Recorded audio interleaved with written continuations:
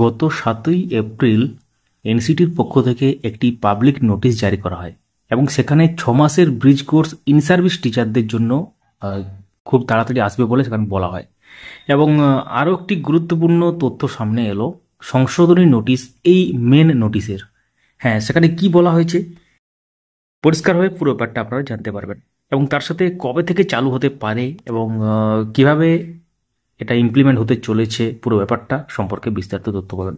অবশ্যই সঙ্গে থাকুন, চ্যানেলটিকে সাবস্ক্রাইব করে পাশের বেল আইকন প্রেস করে অল করে দেবেন। যারা ফেসবুক থেকে দেখছেন আমাদের পেজটিকে ফলো করতে ভুলবেন না।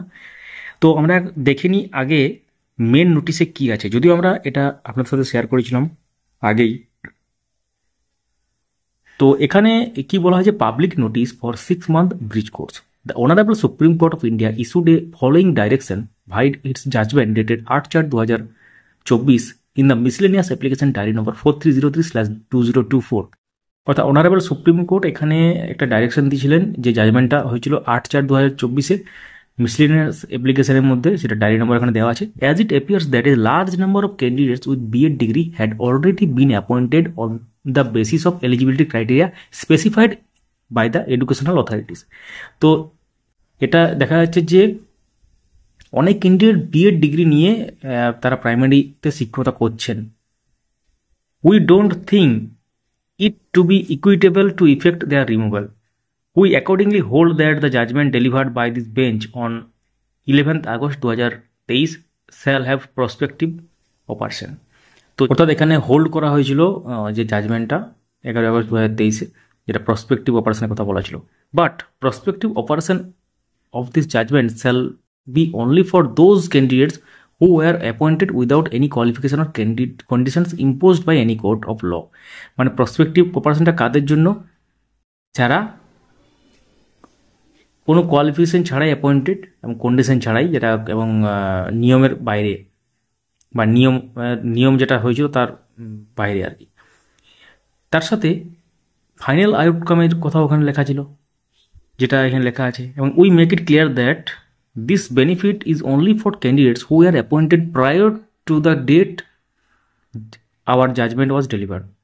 মানে এই যে জাজমেন্টটা 11 আগস্ট 2023-এ জাজমেন্ট দেওয়া হয়েছিল, তার যেটা তার থেকে আগে যারা ছিলেন, অর্থাৎ এক্ষেত্রে তাদের চাকরি বাঁচানোর জন্য, ইন সার্ভিস টিচারদের জন্য। তারপর আমরা নিচে চলে আসি, দেখতে পাচ্ছেন NIOS may apply for recognition to conduct course ODL mode from NCT এবং this course will only be meant for those primary teachers who had been appointed with BEd degree in accordance with NCT's notification dated 28/6/2018 and who were in service before the date of Honorable Supreme Court judgment dated 28/11/2023। এখানে 28/11/2023 ব্যাপারটা লেখা আছে, এইটারই corrigendum বেরিয়েছে নতুন যে নোটিশে।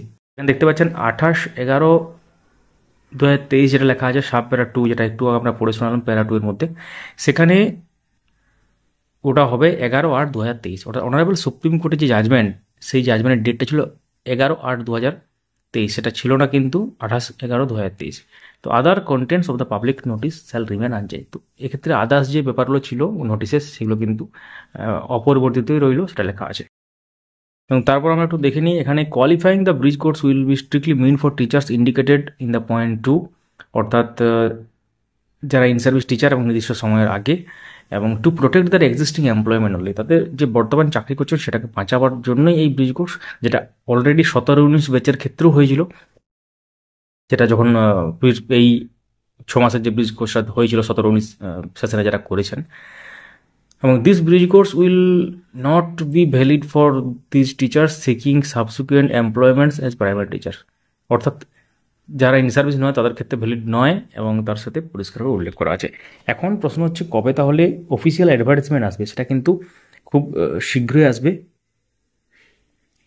আমরা জানিয়ে দেবো যখন আসবে। এবং তার সাথে আপনারা অফিসিয়াল সাইটও ফলো করতে পারেন। অফিসিয়াল সাইট কোথায় পাবেন?